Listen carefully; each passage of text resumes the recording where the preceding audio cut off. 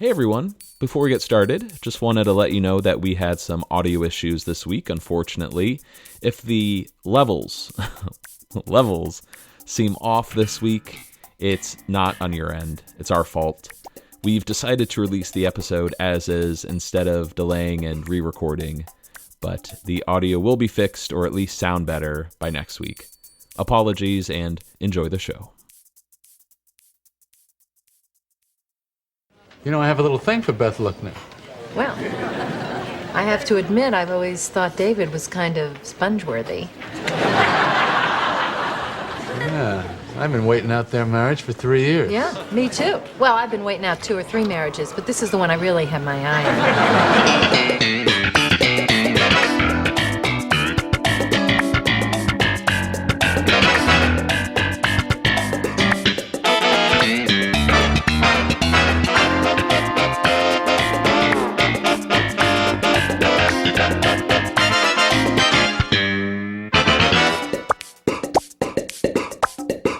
Hello, and welcome to Seincast, a retrospective on all 180 episodes of Seinfeld, being hosted by two guys who can barely run their own lives. My name is Vinnie. My name's Matt. How you doing? Great to be here. How's Kramer? He's good. He's napping right now. I have a feeling he'll be napping for all future Seincast recordings.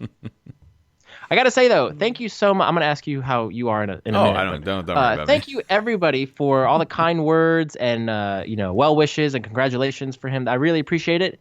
And I gotta tell you, it's not bad. I didn't realize how many people out there have named their dog or cat or some other family pet some version of Cosmo or Kramer or Cosmo Kramer. I thought I was being original and, one of a kind, but turns out great minds think alike. So pretty cool to see everybody sharing their pet photos. Yeah, definitely. Have you experienced any growing pains yet? Are you guys bonding? Oh, yeah. How's it going? I'm a papa. He's definitely a puppy. We've had some accidents in the house, but he's very smart and very sweet. We're really enjoying him. But outside. Exactly. What do you want from me? You get back here, bad dog. You want money? But he is absolutely a real thrill for us. We're really enjoying having him. Oh, glad to hear it, man. And I got to tell you, I meet, Alexandria's a real dog-friendly place, and I come across all these people walking their dogs, and they say, "Oh, what is he? And what's his name?" And then when I tell them Kramer, they look at me, they go, "Seinfeld?" I go, "You betcha." So, how are you? I'm doing fine. When are you getting your dog? That's a good question. Once we move where we live, they don't allow dogs, sadly. But hopefully one day we'll get a dog. And if we do get one, I have to meet him or her first. But I am still leaning towards Cosmo. I think that's a great name, and I'd love to get the two together someday. It'd be perfect, yeah. Right on. Oh, we also had nice feedback from the pictures of us in college toting our black and white cookies. Oh, yeah. If any of our listeners follow us on Facebook or Twitter, Instagram, I found some old photos from college of Vinny, myself, posing in front of a TV, holding black and white cookies to coincide with Jerry and that other guy he acknowledges at the bakery. Very bizarre. Yes, and I really appreciate it. There were a lot of people who said, "Vinny, you lost a lot of hair." Oh, I hope you didn't see those. Somebody would reply, "He is aware." But my favorite one, somebody channeled their inner Gary Fogle and said, "Vinny, you decided to get a rug. Good for you, Jack." That one cracked me up. The great polls that everybody had. Well, Vinny, let's get started here. If our listeners would like to get in touch with us, how can they do that? They can email us at seincast@gmail.com, find us on Facebook, Twitter, Tumblr, Instagram, or leave us a voicemail at Coco Bosco, 262-622-6726. Nailed it. What episode do we have this week? We are discussing the 23rd episode of Season 7, The Wait Out, story by Peter Melman and Matt Selman. Melman and Selman. Teleplay by Peter Melman, directed by Andy Ackerman, and it originally aired May 9th, 1996. Right on. Who is this Matt Selman character? Matt Selman. The name sounded familiar. I checked my archives. No other Seinfeld credit. He did work on the show early on in season 7, just, never really got his name on an episode until now. But I'm sure most Simpsons fans would know him as one of the executive producers of the show. Just I think the year after or the following season, Matt moved on as a writer on The Simpsons. During that weird era, I'm sure most fans know what I'm talking about, like season 9, season 10, where, I don't know, the tone really shifted on The Simpsons. Some people might argue it kind of went downhill a little bit. Mm-hmm. And he still writes there to this day. Like I said, executive produces. He has a story by credit this week on The Wait Out, and with our good friend Peter Melman. We don't have any info on this, but which storyline do you think Peter is responsible for here? What feels like the Peter Melman idea? Again, it's got to be something small in scope. Usually tends, it has a good female presence. I'm thinking of George just letting a line slip out that ends up, rubbing somebody the wrong way, such as, you could have done a lot better than him.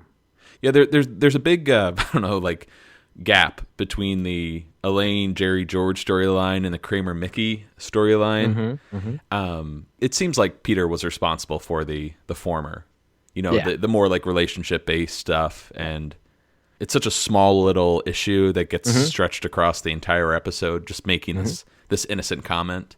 The beauty of Peter Melman's writing. Mm-hmm. I do like Melman and Selman, though. They sound like detectives in the 20s. I can see it, written on the glass door. Sure. Well, we don't have much trivia at the top here, but I thought we could talk about two big guest stars this week. Playing the Lookners, we've got Deborah Messing as Beth Lookner. Hi, Beth. Hi, David. And David, we've got Cary Elwes as David Lookner. Since I was a kid, one of my favorite movies, and one of the first ones I think I saw in theaters, was The Princess Bride, and I always loved Wesley, the Dread Pirate Roberts. Mm-hmm. So when I saw him in Seinfeld, it was one of those times where I first associated somebody from one, piece of work to another piece of work. So it was always a big thrill for me. Oh, that's Wesley, that's Farm Boy. And I always loved seeing him here. Can you make any Seinfeld connections to Princess Bride other than Cary Elwes? We got Rob Reiner, who good call. Worked over at Castle Rock, and he's the one responsible for Princess Bride. Yeah, he directed it. Mm-hmm. You got somebody else. Two actors I'm thinking of. Hold on, I'll get there. I'm coming. Let's see. Were they directly in Seinfeld or just? Yes. Okay. Fred Savage. Good. Nailed it. Andre the Giant wasn't in Seinfeld. Neither was Chris Sarandon or Christopher Guest. Wallace Shawn wasn't in there. Mandy Patinkin, no. Robin Wright was not in there. Is it Hit Me in the Face? It hit her in the face. What? Carol Kane. There it is. Bam. You're not a wit for your wife. Yeah.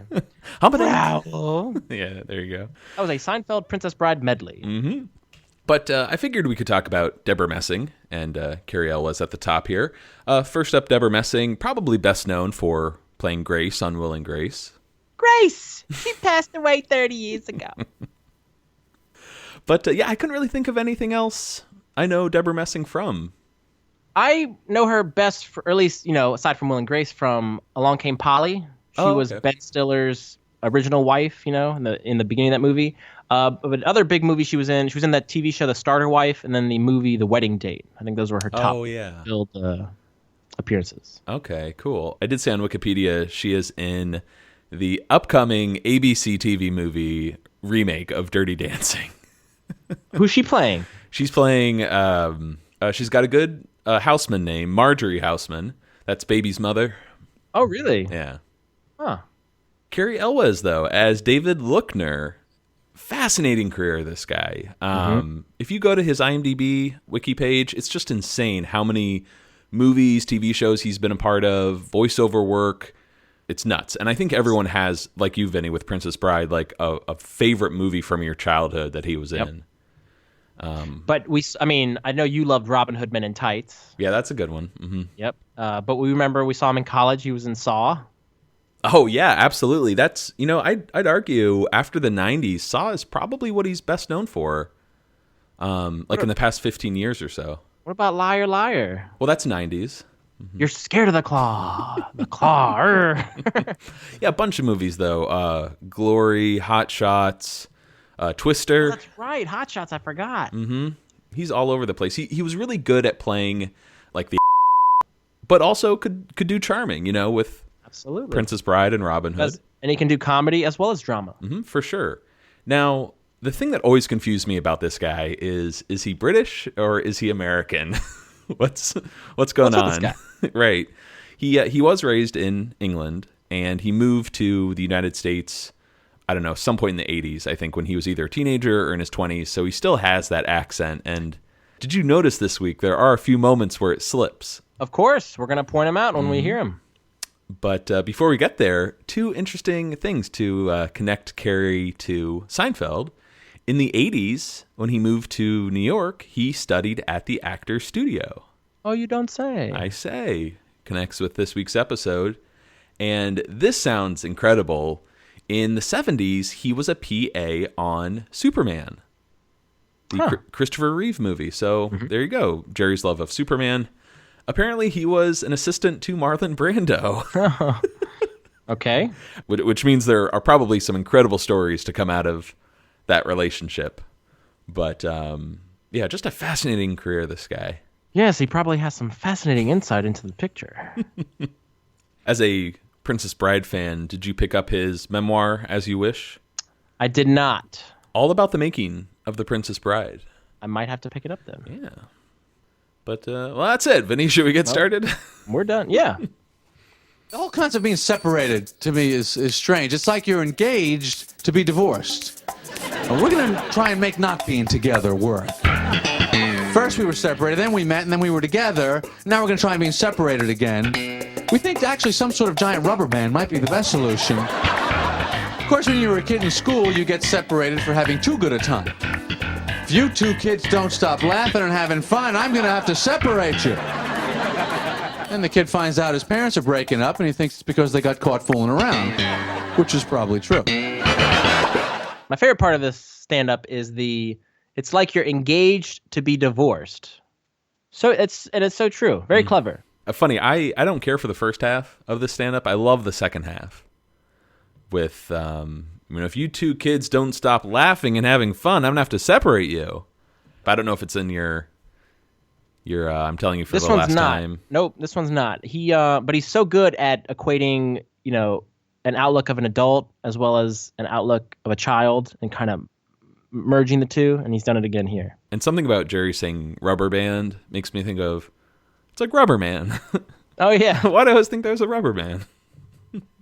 Plastic Man. All right, first scene of the episode, we are at Monk's. Jerry and Elaine are out to eat, and Elaine looks different. New hairdo? Yeah. Look like Brenda Starr. Is that good? Better than Dondi. Couple things. Mm-hmm. Didn't know who Brenda Starr was. I thought she was, and again, probably, oh no, I'm an idiot. Like hearing the name, I'm like, is that from the Clinton impeachment That's era? Exactly what I thought for years. Who is that? Well, I'm trying to think Barbara of Starr. Brenda Starr. Is there Barbara Starr? Because there's Jennifer Flowers, Linda Tripp. Yeah, maybe that's who I'm thinking of. But why? There's a star in there. Well, there's Ken Starr. Oh, okay, maybe that's it. That's so funny. We both thought Clinton. And then I don't know if I just wasn't listening. Every time I watch this episode, but when he said better than Dondi, for some reason I thought he was saying better than Gandhi. Yes, all right. Do we have a double dip of a Matt moment here? A mini moment, yeah. Yeah. But apparently, Brenda Starr is this comic book character, so I had to do some Googling, and I found pictures of her. She's a woman with red hair. Mm-hmm. Yeah, she was like a news reporter in a comic strip. I got to tell you, her hairdo looks nothing like Elaine's from what I've seen. Well, Elaine's hairdo in this episode is just, I don't know what's going on, and I'm kind of bummed out, because this really marks the shift in Elaine from, old Elaine, we had the really sweet, progressive, innocent wall of hair Elaine. I love that Elaine. Yeah, and it's slowly been disappearing over the years, and it's completely gone at this point, I feel. What's the episode where she gets stupid. The trash isn't being picked up. The abstinence? The abstinence, yes. Her hair in this episode is not good. So then I had to Google a picture of Dondi, and that's a little boy character with black hair and dots for eyes. Well, he was an orphan found wandering Europe during World War II, and he was adopted by an American soldier. And yeah, he's got these big ears and just goofy expression. So both these references to comic book characters were lost on me here. I'm surprised these made it in. I haven't read Tank McNamara yet. That's a deep pull. Yeah. But yeah, it's so funny how we great minds think alike, huh? Mm-hmm. Elaine spots a couple they know sitting at a table, David and Beth Lookner, and there's a rumor going around that their marriage is a little rocky. And Jerry's always had a little thing for Beth. Elaine thinks David is kind of sponge-worthy. Oh, there's a Peter Mellon reference. Mm-hmm. And here we get the term, the name of the episode. They've been waiting out their marriage for years. What do you think of this premise here? And just the overall tone of, what Jerry and Elaine are up to this week? Love it. It's par for the course, I think, for Seinfeld characters to root for another relationship to fail. But this notion of the wait out, I think in real life, growing up when you kind of had your eyes on someone and they were in a relationship, or man, that girl's always with a boy. She's always got a boyfriend. She's never single. I think we kind of had this notion of, man, if only she were available, I could ask her out. So in a way, that's like a wait out. But this is in the Seinfeld universe where these characters who do despicable things at times are actually, about to pounce and trying to nudge this marriage into failing. But I think it's a great premise for an episode. Yeah, you put it well, and I think it's a great premise. There's something about the final product, though, that I really don't like. Really? It's not that it's despicable. I mean, these are despicable characters, but there's something about Elaine's attitude this week, and Jerry's too, for that matter, that really rubs me the wrong way. And it's partly due to just like the overall tonal change on the show as we move into season 8. But I don't know. It just never did it for me. I see what you're saying. They feel really unlikable this week. Yeah, the characters are gone in a sense, and all their morals are out the window. And we were talking about this older, or the original Elaine. She was a bit of an activist with the environment, as well as monogamy, things like that. But now there's a couple whose relationship is on the rocks, and she's like, "Oh yeah, I'm all about David," Right. So it is a huge shift for the Elaine character, and one that I don't care for. It seems like a little mean-spirited this week, and yeah, this isn't. I just don't want to pile on Elaine. It's Jerry too, but yeah, they just seem a little cold, just mean this week for some reason. Maybe I'm being too sensitive. I don't know, but okay. Well, I see what you're saying. Yeah. Maybe it's that hair. That's what's throwing me off. Oh, I hate the hair. But it works well, though, because you can kind of assess what type of Elaine you're going to get based on her hairstyle. Oh, yeah. That's a good point. Well, George joins them, and he complains how there's this car outside taking up 3 spaces. Turns out that's Elaine's handiwork. She's borrowing it while her friend Elise is out of town. Who is this Elise character? How come we've never seen her? She's wondering the same thing about you. Oh, yeah, it's funny. This scene kind of turns into one of our conversations where the guys are like, I've never seen you drive. Me either. Yeah, and that's something we would bring up. Like, have we ever seen Elaine drive on this show before? And are you familiar with her driving history up until this point? There's one very famous scene early on where we don't see her drive. But are you talking about when she's getting what's his name, from Yakima to the airport? Yes. Got to go back to Seattle? In the busboy when she's driving Ed to the airport. Mm-hmm. That's exactly what I'm thinking of. But there are 2 more instances where we'll actually see Elaine drive. Well, you're talking about post this episode, yes. Right? Mm-hmm. Okay, so the first one would be wide lanes. Ooh, Nice, that's the pothole. And then number 2, what would be the second one? It's a tough one. Whose car would it be? Oh, Putty's car. Don't peel out. Too big. Okay. Those are the only two moments I could think of, but there might be others. And is this the first? This has to be the first mention of her being a poor driver. Yeah, we'll see later. And it's funny how Elaine has, in the later seasons, two qualities she's horrible at: dancing and driving. So. Yeah. Elaine, hi. Hi, David. Hi, Beth. George, this is my husband, David. Oh, hi, Dave. Hello. So, George, you're the one who works for the Yankees, right? Yeah. Why? What do you do? Well, I sell insurance, but Beth used to be Don Mattingly's doctor. Really? Yeah. A physician married to a salesman. Well, I gotta tell you, Beth, you could have done a lot better than him. Oh, there's a great little moment where, they're sharing the laugh right after George says could have done a lot better than him. Mm-hmm. And he takes the menu and smacks David in the stomach. It's a folksy move. I like it a lot. I'm making that the album art this week. Oh, beautiful. And I said earlier it's an innocent comment. It's not. It is sort of a jab for a guy you just met, but I don't think George is being mean-spirited here.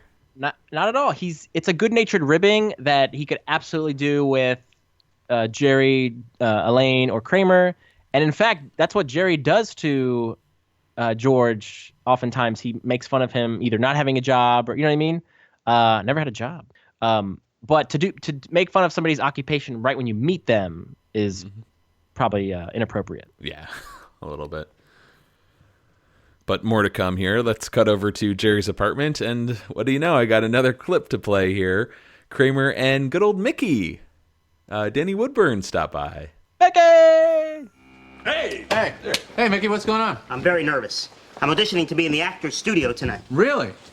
It's a method, Jerry. It's intense. Kramer's going to be my scene partner. Kramer? He doesn't have to say anything. He just has to sit there. I'm playing a detective. Yeah, and I'm playing a businessman accused of murder. Oh, boy. Well, I gotta meet Elaine and run some errands, so. Yeah. Hey, look at this, Mickey. His pants are falling apart, huh? When I first met you, Kramer, you used to wear jeans all the time. Yeah, well, I was a different man then. With a different body. Hey, I got the body of a taut, preteen Swedish boy. I don't know.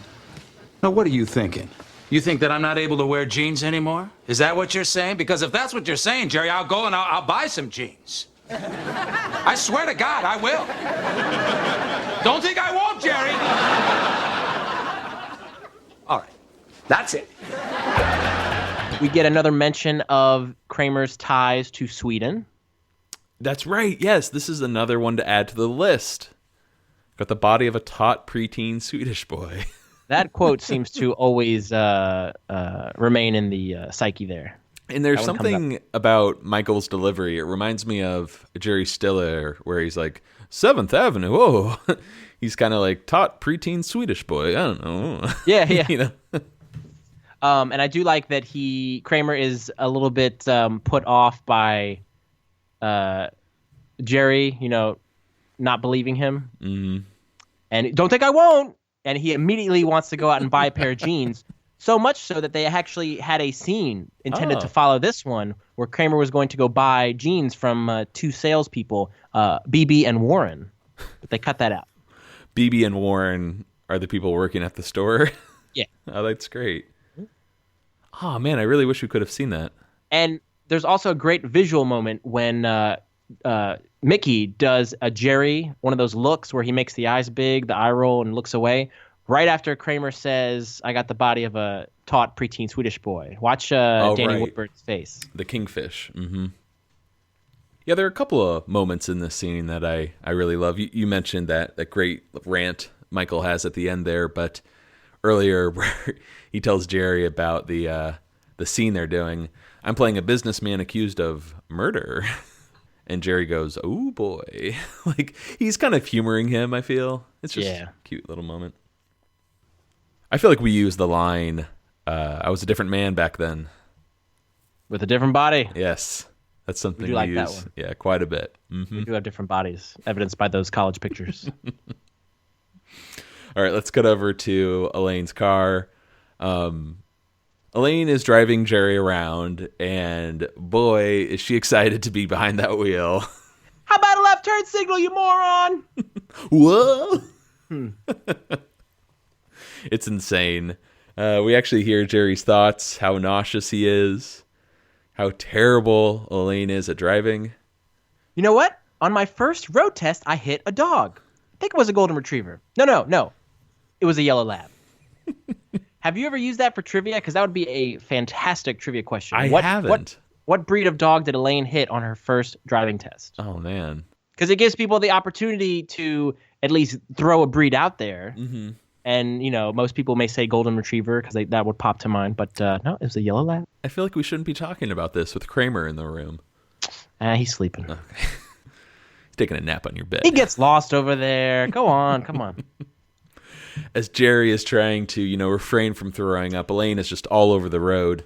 Elaine checks her messages on her car phone and finds out that David and Beth got separated last night.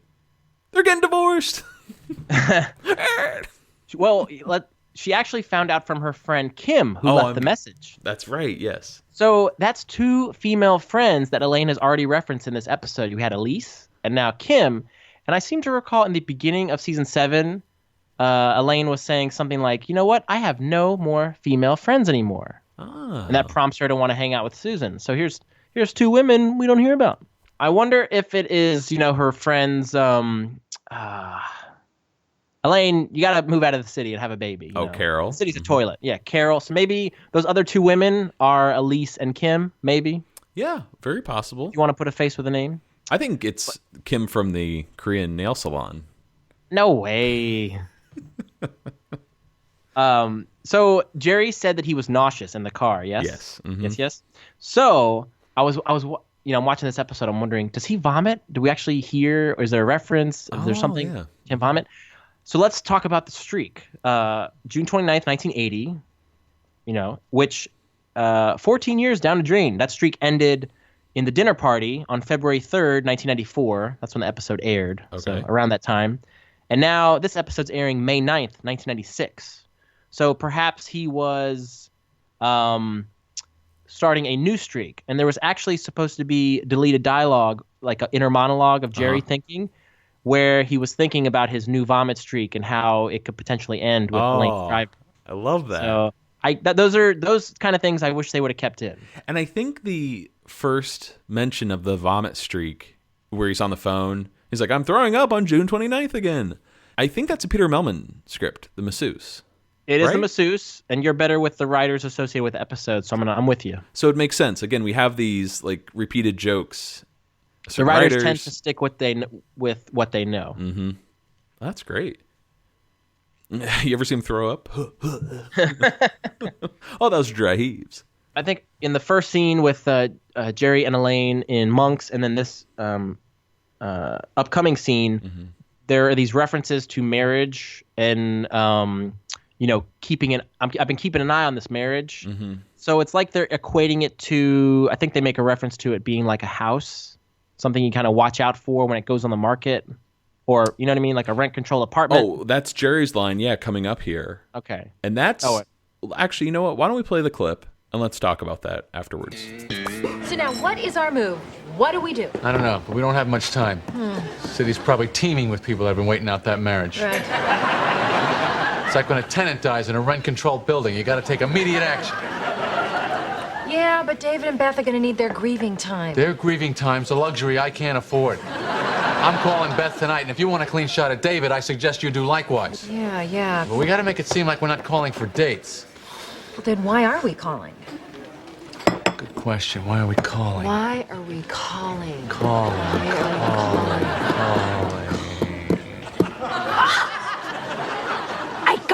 I've got it. We're calling just to say, I'm there for you. I'm there for you. Then, after a period of being there for you, we slowly remove the two words for you, and we're just there. So here we go. That line here, it's like when a tenant dies in a rent-controlled building, you got to take immediate action. That made me think of Mrs. Hudwalker. Absolutely.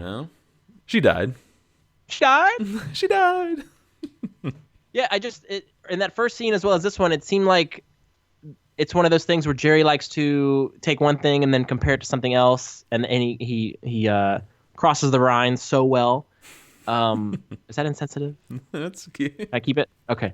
Keep going. Okay. Don't pay attention to that. It seemed like the early goings of a joke or a bit that they were gonna like play with throughout the rest of the episode, but it's really just a throwaway line. Sure, and a joke. It makes sense too because that was from The Apartment, which is a Peter Melman episode. So I would imagine most writers have some sort of, a document on their computer or a notebook that they keep, and they have their references, their stories, the things they find funny, anecdotes. Mm-hmm. And when they're scrounging around for ideas, they go back. What did I write about in The Apartment? Or how did I handle this in the Sponge episode? But what do I know? Now, this scene here with Jerry and Elaine in a booth at Monk's calling. Why are we calling? It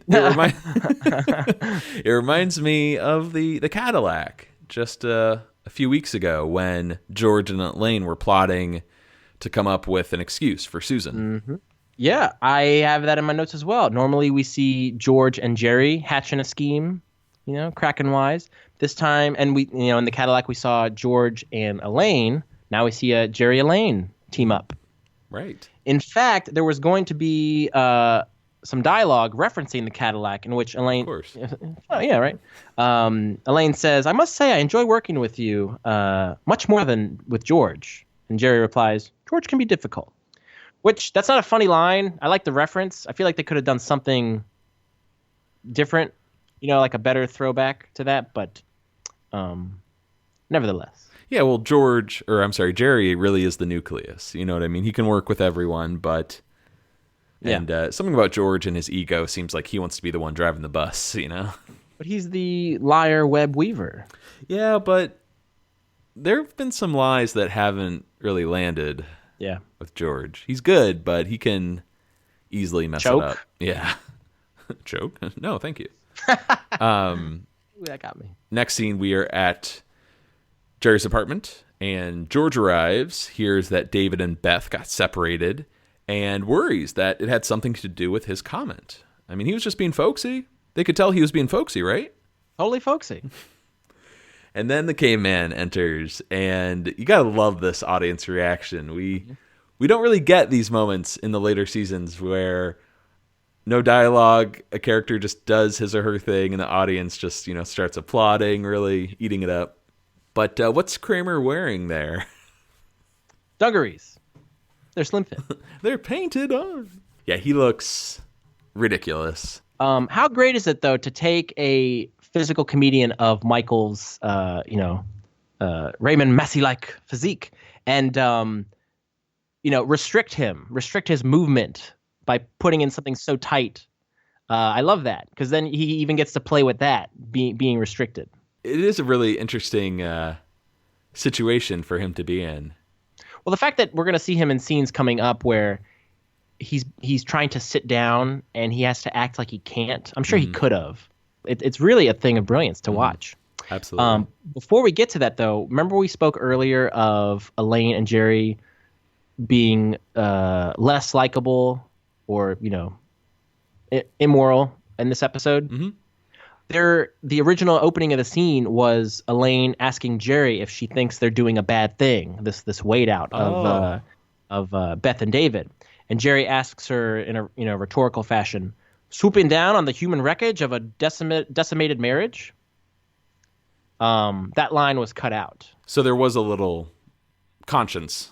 Exactly. More like an older Elaine, an early Elaine would ask that question. I just find the characters unlikable this week. Mm-hmm. Jerry and Elaine, particularly. Yeah. Just how there's certain Elaine lines we'll bring up later that just really get under my skin, which is odd because, we love Elaine. We do. But yeah, it's just something rubs me the wrong way.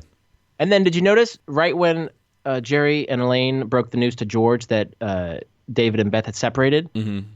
George's mind immediately went to that comment that he made. So he's the one with the conscience this week. Oh, my God. You don't think it was what I said? Mm-hmm. He already knew what he said was potentially controversial. Right.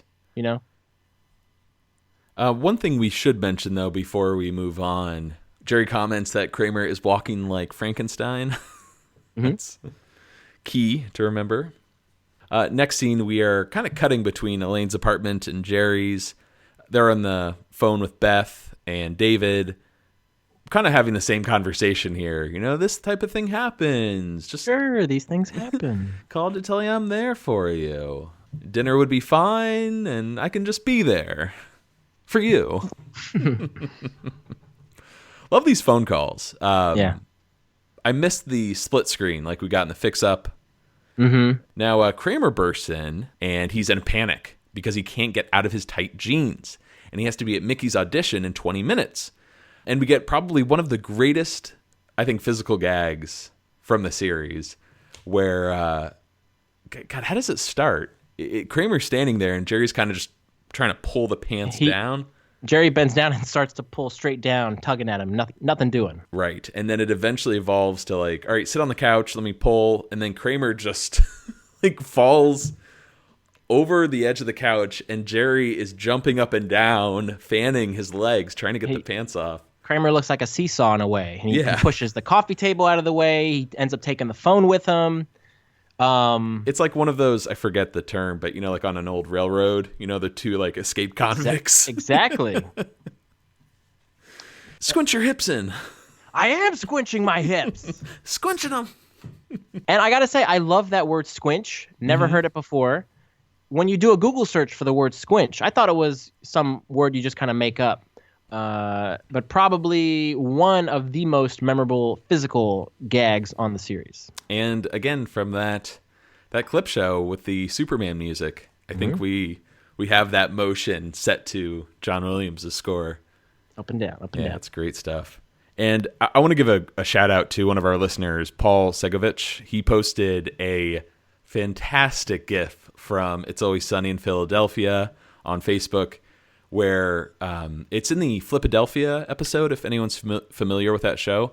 But Frank, played by Danny DeVito, buys the skinny jeans, and he can move better than Kramer, but these things are painted on. They're so tight, and by the end of the episode, he can't get them off, and he's spread across the bar. Mac and Charlie each have a leg, and they're doing the same thing. They're fanning him up and down, trying to get them off. I forgot about that. You sent me the image, and I'm like, holy crap, that is the exact same visual. It's an homage. It's got to be. Absolutely. I mean, It's Always Sunny has been compared to Seinfeld before. Both great series, both about deplorable characters, so why not?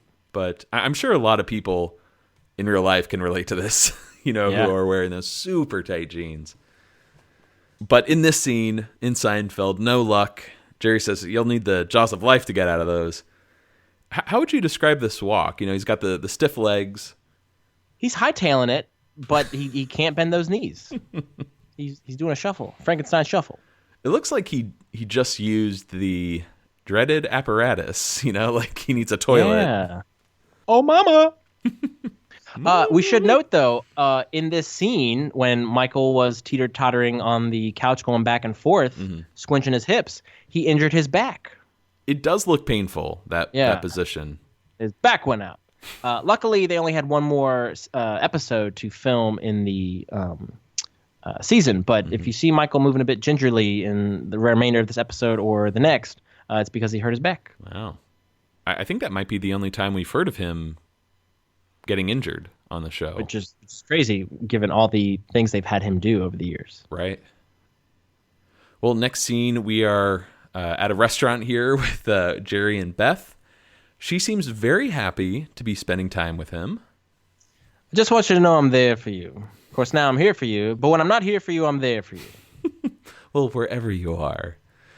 Jerry is shocked to find out that the reason for the separation, it had a lot to do with George's comment. Maybe Beth could do better. But, there are some other issues, too. 3 years is a long time to be married. Now, that is a despicable comment. That is sad that he views marriage that way. But of all of these issues that Beth and David had, what was the most irritating quirk of his, which he pulled during their fight? He asks questions to himself aloud and then answers them. I don't really know what that means, but let's cut to a clip of Elaine and David, and we might find out. Am I happy Beth left me? Of course not. Can I hope to pick up the pieces and move on? Absolutely. You're gonna pick up the pieces. We just had our 3rd anniversary on April 8th. 10. Right. Right. You know, as far as I'm concerned, this whole thing is George's fault. Well, David, the thing about George is that he's an idiot. You know what? I don't find it that irritating, that quirk of his. Oh, man. He's so charming. I'm here right now. But when Elaine repeats this later, it's like... You find that irritating? Oh, I hate it. Oh, I love that. I don't see why not. I think it's great. She's feeling it, eating her nuts. She's very comfortable. Oh, boy. Hey, here is, in that clip, you just heard it. David says, we just had our 3rd anniversary on April 8th. 10th. His English accent creeped out there. That always confused me for years. I'm like, why is this American actor turning on the British charm here? For years, I thought Christian Bale was American. Mm-hmm. And when I heard him in an interview, I'm like, what the hell is going on here? Yeah, he's good. Right. He's method and intense. Cary Elwes, though, I'm surprised they let this delivery, make it into the episode. I think it's not jarring, but it's kind of confusing. It does throw you. That is a good trivia question as well. When is David and Beth's anniversary? Yeah, April 10th. All right, let's get over to one of the best scenes of the episode. We are at the actor studio. Just to set the stage here, you got, I don't know, maybe a dozen people in the audience. Small little theater. Mickey is kind of anxious. He is waiting for Kramer, no sign of him. And the casting director kind of wants to, get things going. All right, auditioning next is Mickey Abbott. Doing a scene from the Terence Clufer play, Flesh Wounds in Ithaca. Sorry, my scene partner isn't here yet, so I guess... Oh! Sorry, I'm late. What's with the jeans? You're supposed to be a businessman. I know it's a long story. Well, just get up there.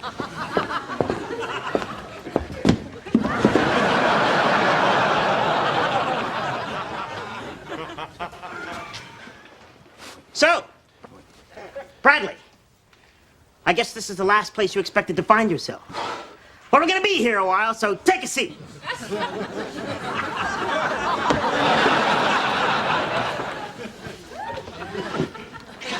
If it hadn't been for that secretary of yours, I said sit down. Are you deaf, Bradley? I said sit down. Bradley, it's very important that you sit down. Now, for the last time, try again to sit down. Sit down, you big stupid head. Although it's a minor role, I love the casting director, the way he says, flesh wounds in Ithaca. And both, Terence Clufer is a fictional playwright, and Flesh Wounds in Ithaca, a fictional play. We're talking a lot about trivia this week. That is one of my favorite trivia questions. What is the name of the play? Mm-hmm. I never heard the playwright before. Terence Clufer? Clufer. K-L-U-F-E-R. Okay. Yeah, that's a tough one. That would kick it up a notch in the trivia department. And this is I don't know if it's the second time in as many episodes, but Mickey tackles Kramer in the exact same fashion that he tackled him in the stand-in. Yes, stand-in, and there's, Mickey only has a handful of episodes. Can you think of the third and final moment we'll see him, run at Kramer? Come to blows. You've been married 3 times. That's it. Oh, no? No.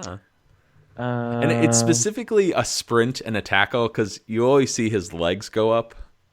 Oh, is it when they're at the restaurant? There's a wrestle going on there, but not a sprint and a tackle. Okay, enlighten me. I'm a little tired right now. It's in The Burning when they're in the hospital, and he's like, "Oh, he stole his. He's stealing my cirrhosis." I think he tackles him there, and he's like, "Social the liver, PCP addiction." He's like giving Kramer a nookie. Oh man. As we'll find out later, this all kind of works out for Mickey because he actually gets the gig, or what is he looking for here? Membership? He becomes a member of the actor studio. Right. So everyone in the audience, the casting director, Mr. Berger, believes he. I guess no one really knows flesh wounds in Ithaca, but sit down, you big stupid ape. That's the line that cinched it for him. It even gets Mickey even gets a date out of it. Yeah, he's with this girl in the audience. Do we get a name for her? Her name, I believe it's Barbara. Barbara, yeah, in the credits I saw that. We don't really know anything about her. She's probably a fellow actress. But she likes rage. Mm-hmm. The rage. One last bit of trivia, though, for this scene we should mention is if you look at the audience there's one individual way in the back. It's a handsome pharmacist, right? Yeah. Fantastic actor. Just kills it in this scene, looking at the stage. That is one Peter Melman in the background. The same. He crops up, and if he's not playing a pharmacist, he's on a subway, or he's sitting at Gino and Enzo's barbershop. But Selman didn't make it in, right? I don't think so. I only recognized Peter Melman. But let's move on to Jerry's apartment here. And sorry to say, have a few complaints for this scene. Here we go. Elaine and Jerry are kicking back and celebrating their success with some beer and nuts. Did I have a great time with David Lookner last night? I sure did. Do I think there's a future here? I don't see why not. I'll tell you, that there for you, Kraft, was a stroke of genius. Oh, please. Never mind. Oh, come on. You're a genius. All right, already. All right, it is fun to quote, and it's fun to do with you, but I don't know, man. Their performance here just really gets under my skin. I think it's great. The hubris, they had a plan. It worked. They're getting what they want. It's going to blow up shortly. Sure. I love it. They're just so cocky. That just really bugs me. All right, that's fine. Agree with me. So George, the man of the hour, enters, and they give him a big round of applause, pats on the back. What's the Elaine line here? They're like... They are in prime pouncing position to scoop these two up before they know what hit them. Oh, Matt's rubbing his forehead, everybody. He's frustrated. I hate this dance too, man. I don't know what's wrong with me.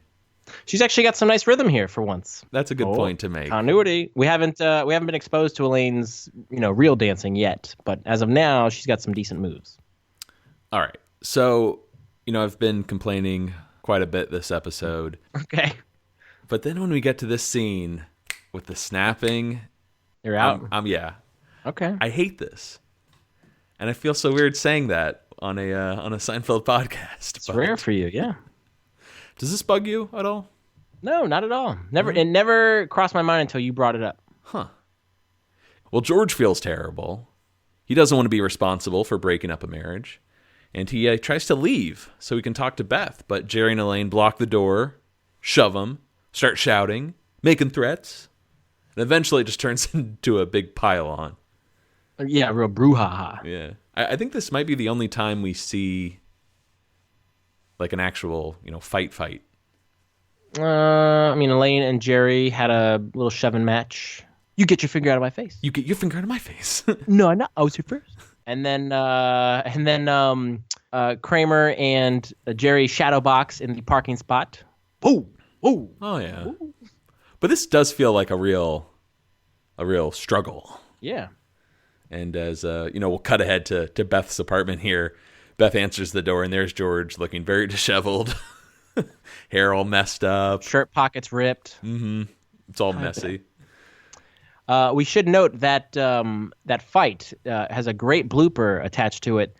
There's an alternate take where Julia throws Jason into the door, and then throws him down behind the couch, so he's out of view, and she is pretending to pummel him. And there's a big applause from the audience as a result. Yeah, very different tone to what we get, because Jerry's just standing there like, yep, don't let him Get him. I thought it was interesting, like production-wise, that we were going to get the act break at the end of the pile-on. Yes. But they decided to kind of tack on the bit of George arriving at Beth's. It is interesting because the end of the fight is like a crescendo, right? This big, thing, and then bam, act break. But they decided to kind of bring it back down with, George made it, he's out. Yeah, but this is what he looks like. Yeah, he fought off those two, and now we end scene. That's great. Yeah, I like that decision for sure. Anyway, Jerry told me that it might have been my comment in the coffee shop that broke you up. Well, it's funny, George. Sometimes you don't know how you're really feeling about something until a person like you comes along and articulates it so perfectly. Articulate? Me? I've never articulated anything. I'm completely incoherent. I don't know about that. Hold on. Hello? Hi! Yeah, last night I did too. Really? That's so funny. He's here right now. Could you put him on? I'd love to say hello. Sure. George, it's Jerry. He wants to talk to me? Yeah, he says he wants to say hello. Sweet guy.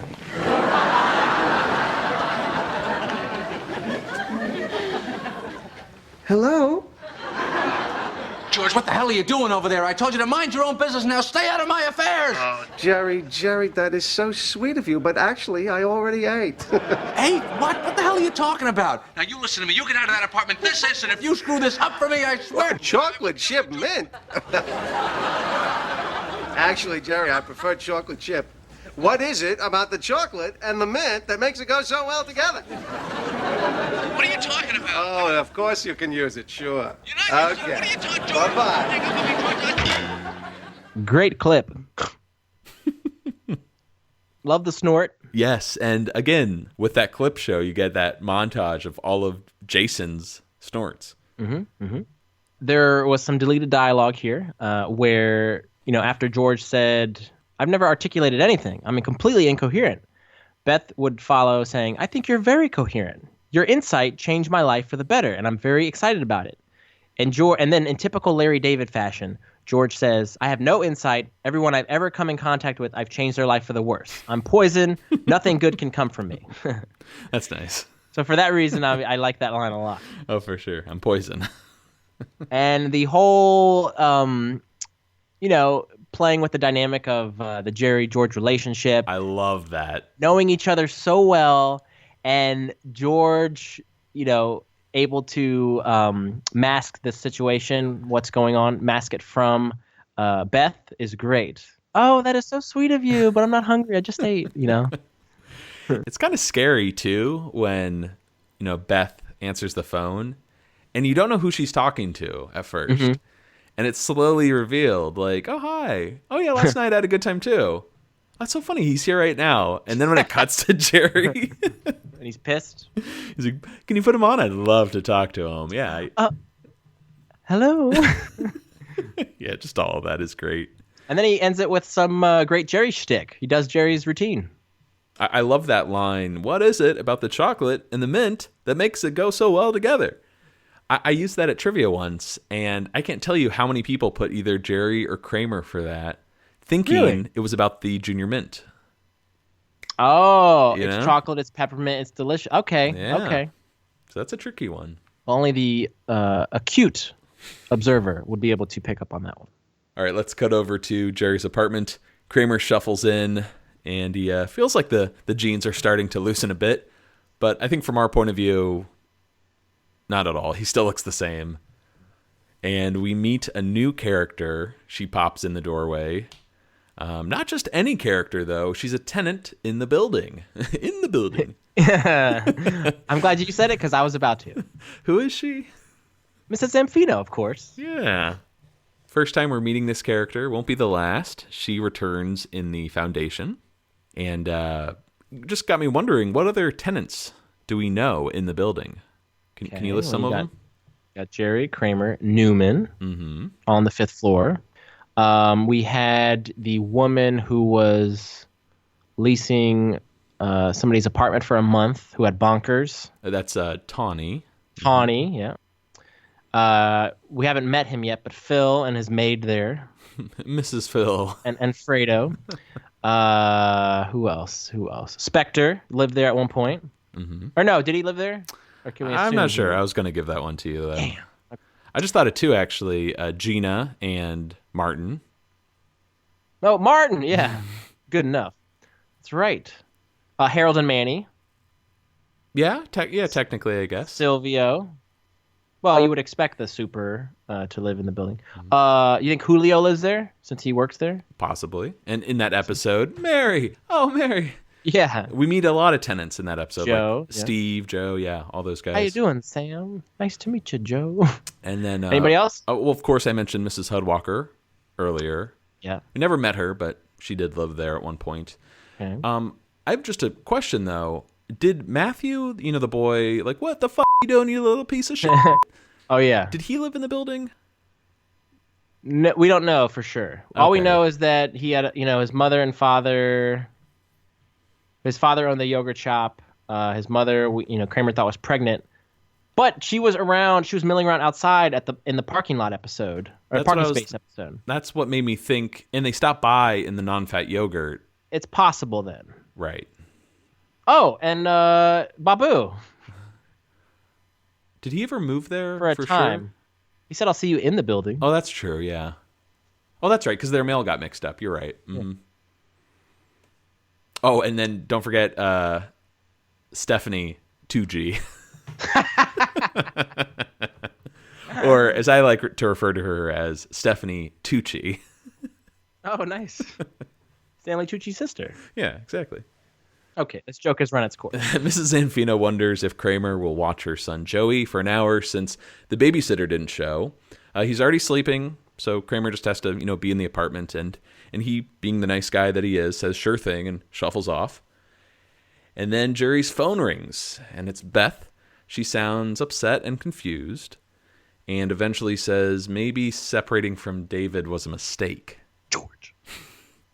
And Jerry says, oh, I'll call you back when Elaine arrives. Trouble. What? George. Is it? Yeah. Damn. What do we do? What do we do? You get your ass over to Best Toot Sweet. That's what we do. You turn on some of that so-called charm you're always telling me about. Yeah, I can try and do that. You don't try, you do it. I got the loser in this relationship, and I'm breathing new life into him. You give me 3 more days, he won't be able to remember her name. You got the winner. You got the easy part. All right, let's go. I'll drive you over there. Come on. You go on ahead. I'll take the bus. What? I'm parked right outside. Let's go. Come on. No, I'll take the subway. No, it doesn't matter. Come on, I'll take you. I can hitchhike. What's your problem? It's really not necessary. What's your problem? Come on, come on. So does this clip annoy you too, Matt? I hate the show. Not at all. This doesn't bug me at all. The back and forth with Jerry and Elaine. Good ping-ponging going on. Love it. And it kind of has, I don't know, echoes of the doorman. Like, fix me a drink. Yeah, it should end with, go fix me a drink. Toot sweet. All right, and as we found out at the end of that scene, Jerry does not want to go for a ride with Elaine. And as we find out, she's weaving in and out of lanes. Love the whoa. Again, she's always doing that. And Jerry doesn't feel so good. Looks like he's about to throw up. He likes to throw up. And once Jerry arrives at Beth's, he sits down with her and probably confuses her more with talk about wanting these handball sneakers when he was a kid. But they only came in adult sizes, so he never got them. So what's the joke here? Do you understand what happened between like Elaine's car ride and Jerry talking to Beth? Jerry is trying to appeal to Beth by telling her a traumatic story, something he experienced. Oh, right, because Elaine in the car says, open up to her, confide in her. Exactly. But of course, when Jerry opens that up, it's empty inside. So the best he can come up with is missing out on some handball sneakers. Mm-hmm. Contrast that with Elaine, who talks about having this fear of abandonment, right? Because she comes from a broken home. The foundation's terrible. Literally, a tree fell in her house. But that's the joke: is that he has nothing of substance to offer. Right. Okay. Elaine walks around with David. Yeah. And you mentioned the abandonment issue. It's interesting trivia that Alton left the family when she was 9. Mm-hmm. Mm-hmm. So, I don't know, we never really... I guess we assumed that Elaine's parents were, divorced. So, so he left when she was 9, but he did come back into her life, hence, we saw him in the jacket. Right, and he's like, how's your mother? Fine. I like that, though, with Jerry having trouble, Like, I looked inside and there was nothing. I feel like it's similar to the Sponge when he tells what's the do-gooder? She's too good. Lena Horne. Yeah, that you see my jeans. He's like, I scratch off the 32 and put a 31. Like he wants to tell her something because he's about to break up with her. Like he goes to tell her something real, and then he ends up having to think on his feet. And he comes out with something terrible. Honestly, that's what I thought of, too, in this scene. And that's why I kind of got confused. I'm like, what is Jerry trying to do exactly here? But I thought being nauseated from the car ride kind of threw him off. He wasn't really focused and, able to... Because he manipulates her really well earlier. Yeah. At the restaurant. I thought he could, probably do the same, but... It's off his game. Yes. All right, let's cut over to Monks. I kind of combined some of these scenes here so we weren't bouncing around. But George and Susan are sitting in silence at this cursed table in Monks. Did you notice that the majority of the George-Susan solo scenes at Monks take place at that table? Yeah. And I think that is a conscious choice by the writing staff to separate relationship George from coffee shop George. Because relationship George is miserable. He's on that island, by himself with this woman he doesn't want to be with, and that's relationship George at the table. Contrast that with coffee shop George. He's in the booth, he's got his fries, his friends. I'll take it one step further. I mentioned this table was kind of cursed with, George and Susan, David and Beth. There's another episode when that couple. You know what I'm talking about? Like, I know you're upset, but I'm just not going. You gonna finish that?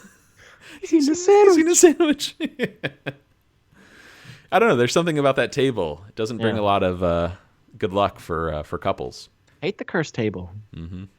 But if the setting isn't familiar, the conversation definitely is.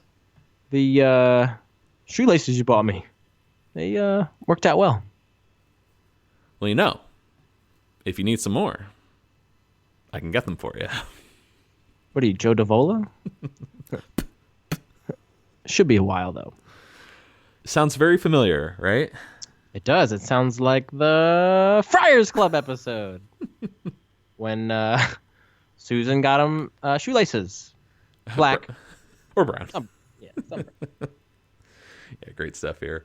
And then later, Elaine stops by with David, and she asks David, like, should we go somewhere else? And David is kind of on a mission. He's like, no, I want to go in. No, honey, let's go. And when they enter Monks, George leaps to his feet. George has just he's really considerate, I think, of, ruining this couple's marriage. When I don't think he should really carry that burden. One comment can't dismantle an entire relationship. But, he leaps to his feet, he shakes David's hand, and he apologizes, for the comment. And David's like, hey, it's okay. George is weary, though. He's a little bit reluctant to engage with David. Like, I think he's scared because David might come at him in some way. But David seems pretty cool. It's okay. It's all water near a bridge. Mm-hmm. And what happens when George introduces him to Susan, though? Oh, fiance. Boy, you could have done a lot better than him. And George is like, yeah, okay. Yeah, he has this look like, all right, I deserved that. Yep. Mm-hmm. And suddenly Susan is pondering that statement. Yeah, David and Elaine leave, and George just sort of sits there, and he does this double take as Susan just sits there in silence. But if you look at George, there is a glimmer of hope in his face because he knows what is going on in that little mind of hers. And what if you let's pretend season 7, or actually, let's pretend season 7 didn't end the way it did. What if this would have been the way that George got out of his relationship with Susan? This one trivial comment ended his potential marriage. I think it would totally work.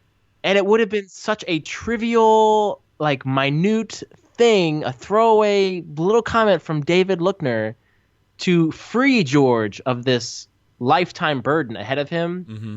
It would have been like a genius stroke by the writer, and they wouldn't have needed to, spoilers, kill off the character. But as we'll find out later in Monks, as they're kind of getting ready to head out, Susan specifically tells George, why don't you go home ahead of me? I want to be alone for a while and think. Mm-hmm. So they're really selling it like this is the fate of George and Susan in this episode right now. Mm-hmm. But we'll find out what happens later. Let's cut over to the Zanfino apartment. We get some of that eerie music. It's from another scene. I think it's nightmare when Kramer is with Roxy and he's like Huckleberry Finn. Yeah. I think you're right. It's just this creepy music as Kramer shuffles around the apartment, accidentally waking up little Joey. And what does Joey see from his bed? A monster! Frankenstein! Yeah, it's like this. It's huge. It's hobbling along. And Kramer chases after him, but Joey runs out of the apartment. So, Joey! What does Kramer do? He calls Mickey. This is just insane. Calls Mickey to fill in for him. That's his first thought is, let me get a stand-in to pose for this child while I go look for the... Why not get help to look for Joey? Not let me fool the mother so I buy my time to look for her kid. This clearly is not like of a Peter Melman story, this particular portion. But I love seeing Mickey, when Kramer calls him. He's about to get some on this date. They're on the couch, Mickey and Barbara. And she was just so impressed by that scene the other day. The rage. Tons of rage. I think per inch, per unit of measurement, Mickey has the most rage. Oh, volatile he is. It's like Mickey, who else? Mike Moffat. Yeah, Mike Moffat. Who else gets really angry? Stanky Hanky, eventually. Yeah. I guess George, to a degree, too. George can blow. Frank Costanza. Mm-hmm. And Estelle. Mm-hmm. Jack Klompus has a little bit of rage in there. Yeah, that's true. A little rage. So, Kramer uses some leverage here to get Mickey to help him out since he kind of got him into the actor's studio. And once Mickey arrives at the Zanfinos, I would argue, too, like a good half hour has gone by. Mm-hmm. Oh, yeah. Joey, who knows where he is? Yep. Kramer has Mickey climb into Joey's bed and pretend he's asleep in case Mrs. Zanfino comes back. I gotta tell you, it's a pretty good plan to buy his time. I mean, you think it would be better to call the cops, really, but maybe he's already done that. So let's talk about Joey. He's played by Todd Bosley, which is Elaine's high school boyfriend, by the way. Clarify for the people, please. Oh, Tom Bosley? Or Tom Cosley. Tom Cosley is Elaine's high school boyfriend. Todd Bosley plays little Joey Zanfino. And when I was looking up his bio on IMDb, this kid was born in 1984, so he's basically the same age as Matt and myself, which is crazy. So when we're watching this episode, we're, Joey's size. Joey's size. Isn't that weird? Very bizarre. He seems a lot younger. He does. But this kid, he was a child actor. He looks the exact same. Still has glasses, still has that bowl haircut. So Google a picture of him, and it'll kind of bring you back to that look. But I think most people... but in a 32-year-old man. Exactly. But I think most people remember him in Little Giants. He was the scrawny kid on the team, and there's that memorable scene where he has that huge bubble of snot out of his nose, and they pop it. Mm-hmm. And he was also in the movie Jack, as well as on Scrubs. And he will also return in The Foundation with his mother. Very good. And then let's also jump to Barbara, who is attracted to rage. She's played by Nicole Tocantins, and she was in Happy Endings as well as Bounce. Okay, cool. Let's cut over to Jerry's apartment, just somewhere else in the building. Love this performance by Jason here. It's incredible. Jerry is sitting on the couch, not feeling well, and George is very excited. Jerry! Jerry! The most unbelievable thing has happened. It is so unbelievable. I'm sitting in the coffee shop. I'm talking to Susan. We're talking about shoelaces, right? So in walks David, right? He walks right up to the table, right? And I introduce him to Susan, and he says, now get this. He says, boy, you could do a lot better than this guy, huh? The exact same thing that I said to him, just to get back at me, just to get back at me. And then she says she wants to be alone for a while. Alone, Jerry. I think that she thinks that she could do better. Do you appreciate this? Do you see the irony of this? You see what's going on here?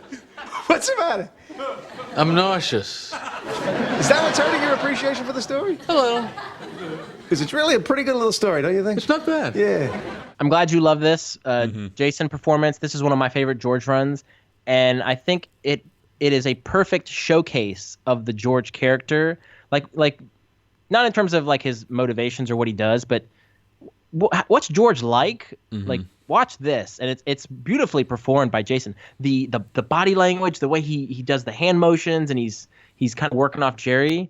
But it's a beautiful little monologue that he has. Yeah, it's fantastic, and I love the of course we're talking about shoelaces. I don't know. And I like that there's two guns he uses to shoot himself in the head. Just one may not be enough. And did you notice Jerry says it's not bad? What do you mean? Because it's a pretty good little story, don't you think? It's not bad. And later on, Elaine is going to say that same line. I didn't even think about that. Yeah, there's some connective tissue there. Something's going on there. Mm-hmm. I love how, we have this incredible Jason performance, and then it just gets brought way down to, is that what's hurting your appreciation for the story? I think it's a pretty good little story. That, to me, is just pure Seinfeld right there. Yeah. All right, let's continue the Joey arc. When we're on the street, Joey is, running down the sidewalk, looking over his shoulder at this creepy shadow following him. And the tension culminates with Joey running into the arms of a police officer. It's a monster. I'm the babysitter. I think Kramer's having another run-in with the law, which we forgot to mention last week. Meanwhile, back in Joey's bedroom, Mrs. Zanfino arrives home, and Mickey is, kind of hidden under the blanket. But his face, you can see his face just kind of peeking out as she leans over, assumes it's her son, leaves him a kiss, and says goodnight. Good night. Yeah, great moment as Jerry and George hear the scream from the living room and they look towards the door. It's got to have something to do with Kramer. All right, and we're going to bounce over to David's apartment here. Elaine and David are having a drink, toasting to toast. They both seem very happy being there. And here. Oh, she is cute. And then there's a knock at the door. Beth. Yes, it's David's wife. They embrace. They come back together. And what's Elaine up to while the couple is making out passionately? Throwing one back. Yeah. Now, I meant to take notice of the bottle, but I can't make out what they're drinking. Well, it's a familiar product. Henni. Oh, is it? It is. Wow. Hennigan's returns to Seinfeld after, God almighty, was that season 3, The Red Dot? I believe so. Yeah, so this prop bottle of Hennigan's returns. And it will return in one more episode. And there's another trope of Elaine's that kind of caught on late. So in addition to the bad driving, the dancing, her affinity for alcohol. Mm-hmm. It's funny that this isn't Scotch, though. Or it is Scotch. Yeah. Schnapps, I mean. Oh, schnapps, yeah. Peach schnapps. But this has nothing to do with her vault, so it makes sense that she's throwing back Hennigan's instead of the peach schnapps. For sure. Here's one. There was a line that was cut to end this scene. It was going to be Elaine's final line. And after she takes that shot, she was going to say, well, it should be an interesting drive home, which, ooh, oh, wow. Oh, my. Did they cut that? They did. Yeah. Let's not put drinking and driving out there for the female character on a lead sitcom on NBC. It's a funny line, but yeah, it's it funny, does have sort but of a dark. That's perverse. Yeah, that one you can totally tell why they cut it, and then they put in the. Gotta tell you, it's not bad. But interesting that one was in there. Last scene of the episode here, we are at George's apartment. Susan arrives home, and you can tell there's something weighing on her mind. Meanwhile, George has like a spring in his step. He's moving very quickly from the bedroom into the living room, gathering, carrying her clothes and some dolls. That's great. He's like packing her bags. So Susan wants to talk to him about the wedding, and George really prepares for it. He puts his hand on her shoulder, braces himself. I've decided to go with the chicken. He is trying to, summon this performance where he's gonna, tears are gonna come out. He's gonna put on this acting performance to be upset about the news she's gonna deliver, and typical of, the way things go for George, it blows up in his face. He's not separating from his fiancée. She's going to go with the chicken. So well done by the writers to twist again. Boom, twist again. It's still going to not work out for George. Complete 360, right? It's a 180. Now, one thing I noticed in George's apartment, and I wish we brought this up earlier because it's a great little Easter egg. That wall that kind of leads to behind the door that leads to the bedroom, there's a sculpture of triangles, and it reminded me of Roy, the starving artist. Fat starving artist. But, back in the Junior Mint, do we ever see the art that George buys? I don't know if we see it in that episode proper, but at some point we do see a painting of triangles in his apartment. I just don't know what episode it's in. I thought it was in that episode, the Junior Mint, but it may be. I assumed the art that George bought was a painting, but you could argue that he also bought a sculpture as well. Well, he plunked down $1,900 of found money, so maybe he bought a painting in addition to a sculpture or coasters, something. A bunch of triangle coasters. I like that. Right on. Well, let's cut over to, I guess, the official last scene of the episode. It's over the credits. We're in at a police station in an interrogation room, and love the clip here. It's a great callback to the actor's studio scene. So, chasing little kids, huh? You're in a lot of trouble, mister. No, look, I was babysitting. Yeah, all right. Huh? Sit down.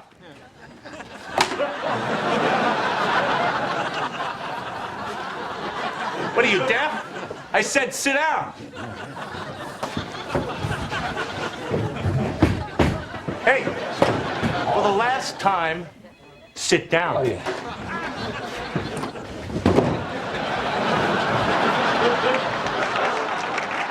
What do you think about this? I like it, personally. Yeah. I think it's great to show off, Michael's physical comedy, and it's a great extension of what we saw earlier. I really enjoyed it. He found a way to sit. Mm-hmm. And there's a great final shot is Kramer with an elbow propping himself up on the chair as his legs are splayed out. Still can't bend them. But technically, kind of sitting down. He's right? in the chair, yeah. But yeah, great way to end it. And what's most interesting is this actor who plays the policeman. His name's Alan Havey. He is actually a stand-up comedian who appeared in a Curb Your Enthusiasm episode. And it's the episode Chet's Shirt. And there's a scene where it's actually really, because he's it's a quick little character, very memorable. But Larry throws an apple out in this gentleman's trash can. And he says, don't throw it out in my trash. That's my trash. It's for my trash only. Larry says, what's the difference? And this guy says, the next person I see throw trash out in my trash can, I'm going to kick their ass. And then there's a, nice little callback to it at the end of the episode. But nevertheless, it is a Curb actor as well. That is something I feel very insecure about, using someone else's trash can. Yeah. If I've got like a coffee cup or an apple core, right. What do I do? I don't see what the big deal is, but I'm not going to mess with somebody's trash can. Isn't a trash can on like the curb? Doesn't that become public property? Probably. But I don't know. But it's funny you mentioned Curb. I forgot him in that episode. I know him best from a great episode of Louie, where he gets this guy. I don't know if Alan Havey plays himself, but he's like married, lives in the suburbs, and he invites Louie out for dinner to set him up with a friend of theirs, played by Melissa Leo, and it's just a great episode. Did you ever finish the series? No, I still haven't. Because way back when, man, you were, the biggest Louie fan. I crank through them, yeah. I fall off my routine at times, and then I can't get back into a show. Well, talk about probably the comedian I've been most wrong about my entire life. Like, Louis never did it for me for years. And I took you to see him, and you were like, I'll go. You were lukewarm about it, and I'm sure you're like kicking yourself. I enjoyed it. Yeah, I enjoyed it. I wasn't like over the moon. And it was through his show on FX that I got it. And I think he is one of the most, brilliant minds of this generation. His show, Horace and Pete, if anyone has seen that, incredible, man. One of the best TV shows I've ever seen. Do you want to see him again if he goes on his goes on his next tour? Absolutely. Okay. Absolutely. I saw the most recent one. I saw it up in Baltimore, and it was great. Oh, cool. And he came out. What I liked the most is he came out in a suit and tie. Mm-hmm.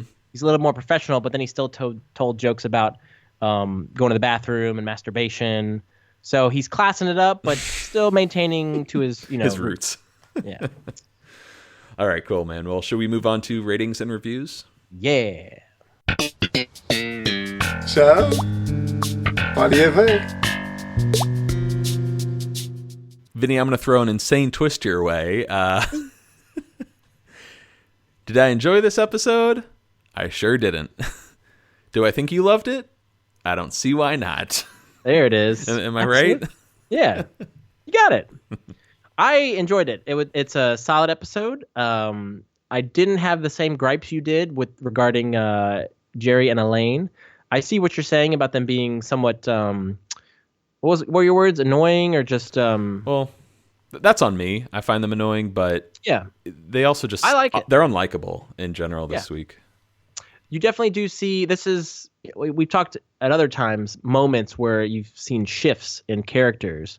But given the physical changes in Elaine's, hairdo, but also her regard for the sanctity of marriage and like her ethics, her morals, you're seeing this transition in the Elaine character, which I don't care for just as a whole because I love the original Elaine that we were introduced to. But I liked the episode a lot. I liked Jerry's role. I love Kramer with Mickey teaming up. That's twice we've had Kramer team up with somebody now in as many weeks. Newman last week, Mickey this week, and George. That great monologue stands out to me. Just take it back on me. Just take it back on me. And we got two great guest stars in Deborah Messing and Cary Elwes this week. Yeah. It's I think it's a fine episode. It's again, it really doesn't have as much to do with the Elaine character as it does Jerry and Julia's performance this week. Yeah, that's just what kind of irks me. But okay. It again, it's a tonal shift, and we saw this shift in the end of season 3, at the end of season 6. There are these little moments where you just feel that the show is changing. It's entering a new era. The latter third of the series. And I agree with you. Love the Kramer Mickey stuff. I always love seeing Mickey. He's definitely one of my favorite supporting characters. Mm-hmm. We didn't mention this earlier. We will get Deborah Messing again in the Yada Yada, another Peter Melman episode. Mm-hmm. And there's another character that's gonna have a big tonal shift. Yeah, I'm complaining about Elaine this week and Jerry for being kind of unlikable, but yeah. Beth Lickner has some skeletons in her closet. Yeah, maybe I should hold off on saying I like her as a character. No, you said it. It's on the record. Oh, God. But we're in that interesting area, too, at the end of a season where you get these kind of, these weird episodes that, take them or leave them, sort of. Mm-hmm. Historically, have the penultimate episodes been big or memorable for you? Or are they kind of just your run-of-the-mill episode of the week? Yeah, more the latter. I'm thinking of the smelly car, the handicap spot, what else is in there? Oh, however, the Hamptons. That's one of the last episodes of season 5. Yeah, that's a good one. Funny, Peter Melman episodes, smelly car, Hamptons, Wait Out, all seem to land towards the end of a season. Interesting. I think he usually has about 2 episodes a season. Mm-hmm. But, yeah, this one is interesting than most penultimate episodes because there is some, overarching themes and storylines, like George and Susan getting engaged. And mm-hmm. as you pointed out, they really do tease you, making you think this is it. This is how it's going to mm-hmm. end. Yeah. And I actually think that's a fantastic idea. If they didn't take Susan where they're going to take her next week, Yeah. I would love if their relationship ended based on just that little tiny comment. One line. Mm-hmm. But we get great stuff with the Foundation and the Rosses coming up. So, there you go. If you want. Now, Vinny, top 20?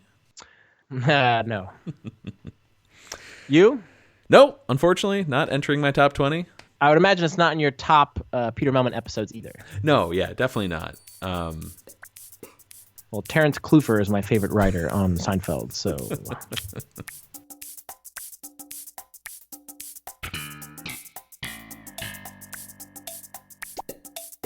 All right, that's going to do it for us here on Seincast this week. Please feel free to send us an email at seincast@gmail.com. Find us on Facebook, Twitter, Tumblr, Instagram, or leave us a voicemail at Coco Bosco. Vinny, what episode do we have next week?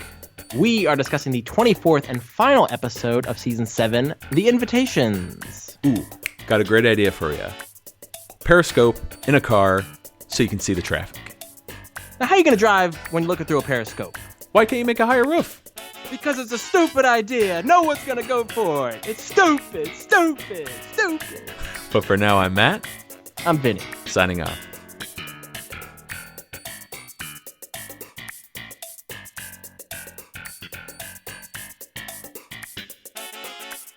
Seincast is not endorsed by Castle Rock Entertainment, Sony Pictures, or NBC. It is intended for entertainment and information purposes only. Seinfeld, the Seinfeld logo, and all names, pictures, and audio of Seinfeld characters are registered trademarks and/or copyrights of their respective trademark and copyright holders.